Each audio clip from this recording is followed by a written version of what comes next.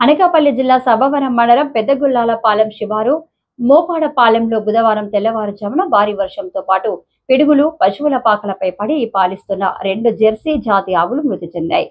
దీంతో ఆవులను పోషించుకుంటున్న యజమానులు మోపాడ అప్పలరాజు, లక్ష్మీలు కేవలం వ్యవసాయం, పశు పోషణ మీదే ఆధారపడి జీవిస్తున్నారు.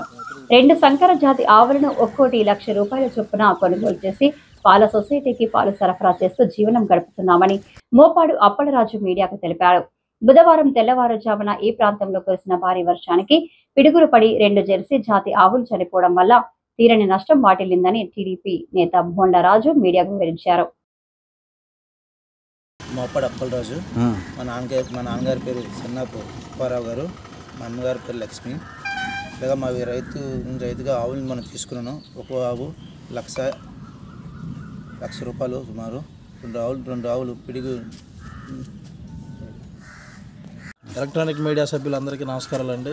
మాది ఇక్కడ పెదగొల్లపాలెం గ్రామ పంచాయతీ శివారు జగన్నాథపురం గ్రామం మాది. మా గ్రామంలో మా గ్రామ కాపురస్తుడైనటువంటి మోపాడు అప్పారావు గారు, అలాగే వాళ్ళ తనయుడు మోపాడు అప్పలరాజు గారు ఆ దినచర్య కొరకు పాడావులు మొన్న కొనుగోలు 2 నెలలు అవుతుంది కొనుగోలు చేయడం జరిగింది.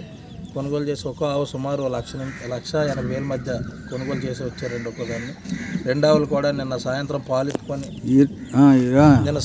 పాలిప్పుకొని ఇంటికి వెళ్ళిపోయేటప్పుడు ఆరుబయట కట్టేసి వెళ్ళిపోయిన తదనంతరం తెల్లవారి పాలు ఇప్పడానికి అని చెప్పి వేకువజామున వచ్చేసరికి 2 ఆవులు కూడా పిడుగుపడి 2 కూడా మరణం చెందాయి. అవి చాలా ఆస్తి నష్టం, వాళ్ళకి 2 కూడా ఇంచుమించు ₹2,00,000 దాకా ఆస్తి నష్టం జరిగింది.